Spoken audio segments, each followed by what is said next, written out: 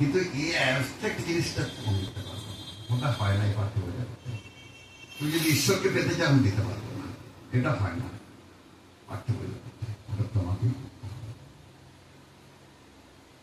টাকার পাহাড় যা জমিয়ে, সম্পদের পাহাড় জমিয়ে নিজের বংশ বিস্তার করে একদিক চলে যেতে হবে,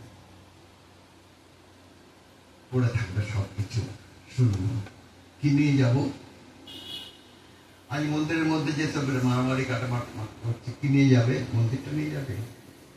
কাকে চেতনায় নিয়ে যাবে? ওই যে চেতনা বিহার, ওই গানটা দাদা লিখেছেন, হ্যাঁ, আমার চেতনাই তো বিহার করো। আমি যখন চলে যাবো আমার চেতনার মধ্যে আমার চেতনাই তাকে নিয়ে যাবো, বইতে পারবো, নিয়ে যেতে পারবো, আর অন্য কোনো কিছুই নিয়ে যেতে পারবো না। আর চেতনার মধ্যে তখনই নিয়ে যেতে পারবো যদি আমি সারা জীবন ধরে যতটুকু হাতের সময় আছে ততটুকু সময় ধরে আমি যদি শুধু তাকেই চাই, গানের মধ্যে পাই যাচ্ছি। তাই বলছিলাম ঠাকুরের প্রেম কিরকম একটা গল্প বলে আমি সব কথা বলা শেষ করবো। হিমায়তপুরে ঠাকুর চাইতেন তার সেসব, ঠাকুর তো কোনো সৎসঙ্গ গড়ে তোলেননি, কোনো আশ্রম গড়ে তোলেননি, আশ্রম গড়ে উঠেছিল। মানুষজন আসতে আরম্ভ করতো, বড় মার হাতে খাবার খেতেন, শ্রীমা মাতা মনোহরী দেবী তাদের রান্না করে খাওয়াতেন। এইগুলো দু চারজন বাড়তে বাড়তে একটা আশ্রম করে ওঠে। তো ঠাকুর তখন বললেন, তোরা একটু একটু করে জায়গা কিনে 5 কাঠা করে কিন, একটা ছোট্ট কুটির করবি, পাতা খড়ের বা জায়গারই, কিন্তু একটু বাগান রাখবি, সবজি টবজি যেন লাগাবি। একটা গুরু ভাই ফুলকপি লাগিয়েছে, ঠাকুরের কথা শুনে জমি কিনে তার ফুলকপিগুলো খুব সুন্দর হয়েছে। ঠাকুর কাছে গল্প করে, কিন্তু ফুলকপিগুলো চুরি হয়ে যায়, দুটো একটা করে, দুটো একটা করে। কে চুরি করে নেয়? আমি তো ছোট্ট বাগানটাতে ফুলকপিগুলো লাগিয়েছি, চুরি করে সে রাতে লুকিয়ে থেকে পাহারা দিল এবং চোরটাকে ধরল। সেটাও গুরু ভাই ঠাকুরের কাছে ধরে নিয়ে গেল। ঠাকুর, আজ আমি চোর ধরেছি। আমাকে বলছিলাম না আমার ফুলকপিগুলো ধরেছে, ঠাকুর আপনার কাছে দিলাম, আপনি যা হোক এর একটা শাস্তির ব্যবস্থা করেন, আমি কত কষ্ট করে ফুলকপি করেছি। ঠাকুর অন্যকে ছেড়ে দেয়, ছেড়ে দেবো ঠাকুর, ওর কোনো বিচার হবে না, চুরি করলো যে এতদিন, আমি যাবো যে শোন, ছেড়ে দেয়।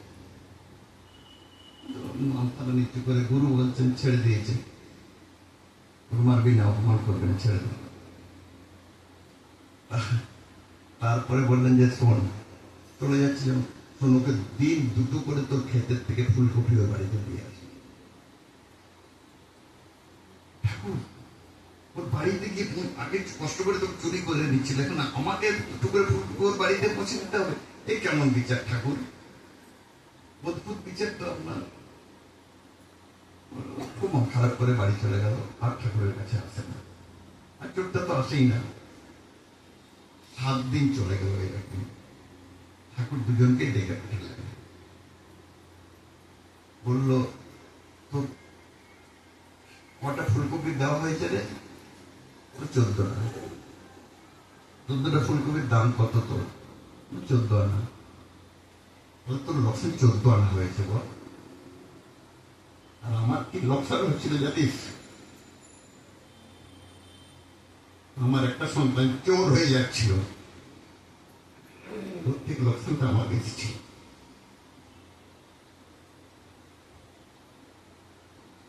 এইটা তিনি আমাদের বলেছেন।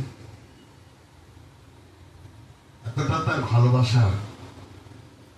তো 14 আনা লিখেছে আমার।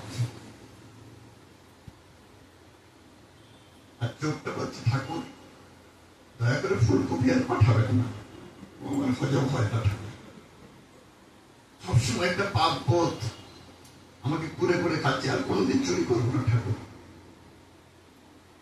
তিনি বিচার করেন এইরকম, মানুষের মঙ্গল করা, তার মানবিকতার বৃদ্ধি। আজ বিশ্ব জুড়ে যে এত যুদ্ধ, কত মানুষ মরছে, কত বোমা, কত কত কি চলছে, ওদের পৃথিবীটাই ধ্বংস হয়ে যাবে। ঠাকুর কি চেয়েছিলেন আমাদের কাছে জানেন? সমস্ত পৃথিবীতে সৎ নাম ছড়িয়ে দিতে, তার প্রেমকে ছড়িয়ে দিতে। কেউ যেন যুদ্ধ না করে। রাষ্ট্রনায়করা বড় বড় মানুষদের দীক্ষা দিতে বলেছিলেন, রাষ্ট্রনায়কদের দীক্ষা দিতে বলেছিলেন। একটা যদি কোনো বোমা পড়ে তার দায় কিন্তু একটা সৎসঙ্গী, কারণ আমরা তা করিনি। একটা অ্যাটম পড়ে যদি ধ্বংস হয় কোথাও, তার দায় কিন্তু সৎসঙ্গীদের। আর তিনি চেয়েছিলেন সৎসঙ্গীদের কাছে তাই। ইষ্টপ্রাণ কাকে বলবেন? ইষ্টপ্রাণতা ঠাকুরের কথা আমরা শুনেছি, আর যদি ধ্বংস হয়ে যায় পৃথিবী, তিনি বলেছিলেন তো, তিনি ভেবেছিলেন তো, তিনি জেনেছিলেন তো, তিনি সব জানতেন। কৃষ্ণপ্রসন্ন ভট্টাচার্য যখন সিবি রমনের কাছ থেকে তার কাছে গেলেন, তিনি বিজ্ঞান নিয়ে এমন বলতে লাগলেন, সিবি রমন কেষ্টদাকে বলতে লাগলেন, কেষ্টদা ফিজিক্সের লোক ছিলেন, তিনি গিয়ে সিবি রমনকে বললেন, যে নোবেল প্রাইজ পেয়েছিলেন, আমি আমার একজন মানুষকে এমন পেয়েছি যিনি সব জানেন, কারণকে জানেন, সব বিজ্ঞান তার জানা, আমি তার কাছে যেতে চাই, তুমি যদি আমাকে তোমার কাছ থেকে ছেড়ে দাও। হ্যাঁ হ্যাঁ, তুমি যাও সেখানে। দেশে রয়ে গেলেন ঠাকুরের কাছে। তার অবতার পুরুষের সঙ্গে একটা সাধকের তফাৎ কোথায় জানেন? তিন চারটে জিনিস, আমি তো বলে শেষ করবো। তিনি সব জানেন, কারণটাকে জানেন তিনি। আজ আমরা যে ভাববাণীতে পাই তা কিছুই লেখা হয়নি। তিনি যা বলেছেন বিশ্বকর্মাকে দোস্ত। আমি স্টিফেন হকিন্সের বইটা পড়েছিলাম, আনালাম অনলাইনে। ওটার নাম হচ্ছে দি ব্রিফ হিস্ট্রি অফ টাইম। সময়ের শুরুটা কখন হলো, টাইম এন্ড স্পেস কখন শুরু হলো, বৈজ্ঞানিকরা কি বলছেন আর ঠাকুর কি বলেছেন। এটা পড়তে পড়তে আমার মনে হচ্ছিল ঠাকুরের কথা, দি ব্রিফ হিস্ট্রি অফ টাইম। এই যে বিশাল সময়, এই যে ইউনিভার্স বেড়ে বেড়ে চলেছে, কতটা বাড়তে পারে তার একটা calculation, mathematical calculation Stephen Hawkings দিয়েছিলেন। এগুলো করছিলাম, এইভাবেই আমার জীবন চলেছি। আমরা আমাদের কল্যাণ প্রার্থনা করি, আমরা তার সেই চলনা। জয় গুরু সবাই।